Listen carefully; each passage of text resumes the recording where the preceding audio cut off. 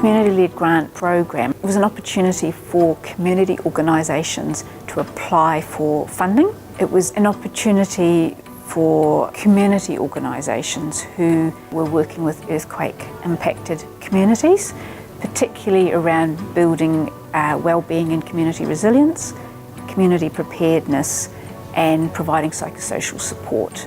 It was done in collaboration with Christchurch City Council and with the Canterbury Community Trust, which is now called the Rata Foundation. We supported 57 community organisations. There was an application process, so people needed to apply, and then they were reviewed against the criteria, so quite a strict set of criteria, and a reference group said yes or no.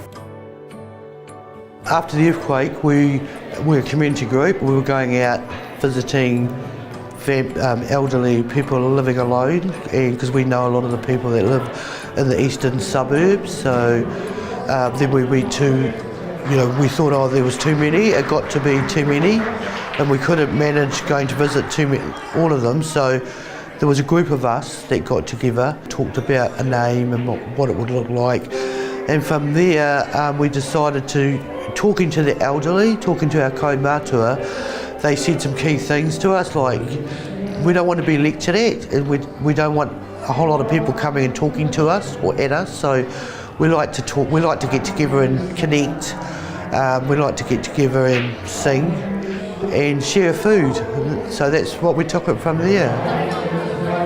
It's just made a big difference to us, after the earthquakes, it was nowhere to go, the roads were buggered, there was nothing, and even after it had all finished and everything was coming back, it still took a lot to get out. My wife didn't like going out.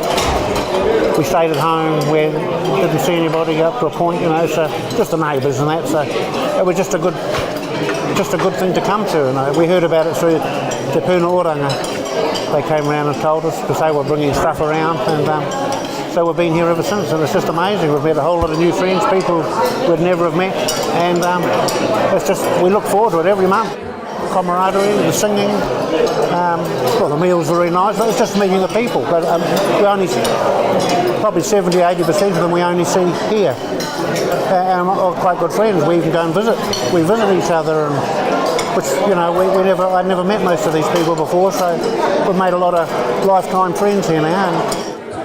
At first they used to only come for a short time, then they'd want to go, and others would come just for a meal and then they'd go, but now they're staying longer and they're actually mixing, so it's been a great asset for them and it's lifted their spirits. People, they're just lovely. I enjoy the company, It's just a lot of lonely people around, I'm not lonely, I'm okay.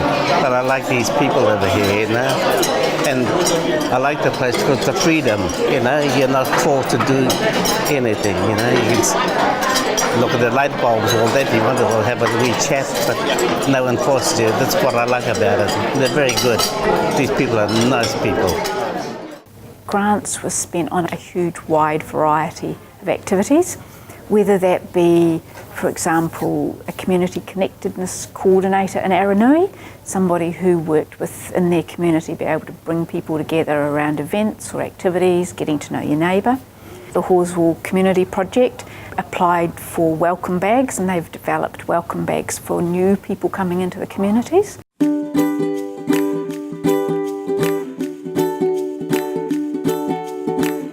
Well, now that we've got the funding to have the studio underway, it's about, primarily teaching carvings, but Polynesian and Māori art, and inclusive will be this Celts, embracing all the cultures really. It's all inclusive, meeting new artists, going out to the galleries, and learning some life skills as well.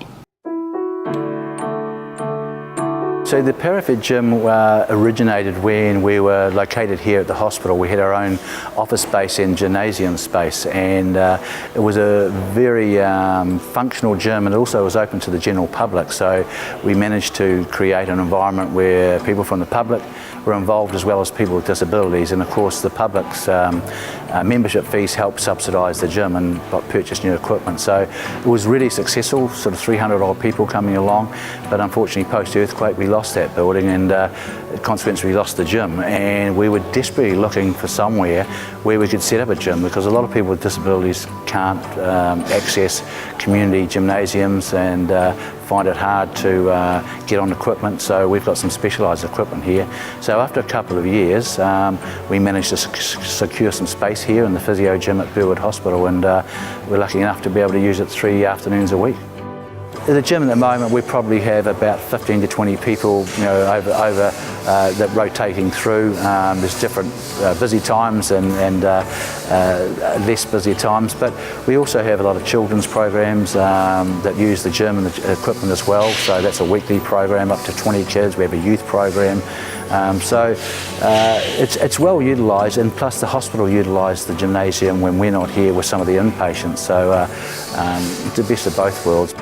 The gymnasium was originally set up for people to get fitter and stronger, and the outcomes range from people just obviously coming in to get fit, but we've had cases where people have previously had to have a caregiver come around and put them into bed.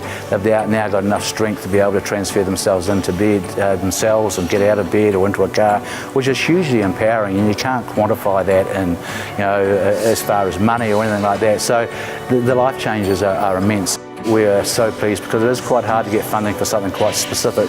We looked at different avenues that we could approach, and the Red Cross was one, and we applied to them, and it was fantastic. They gave us a grant that for 2 years that would cover our supervisor's fee, and allowed us to open this gymnasium, have someone here all the time, and really has been a godsend for us as an organisation.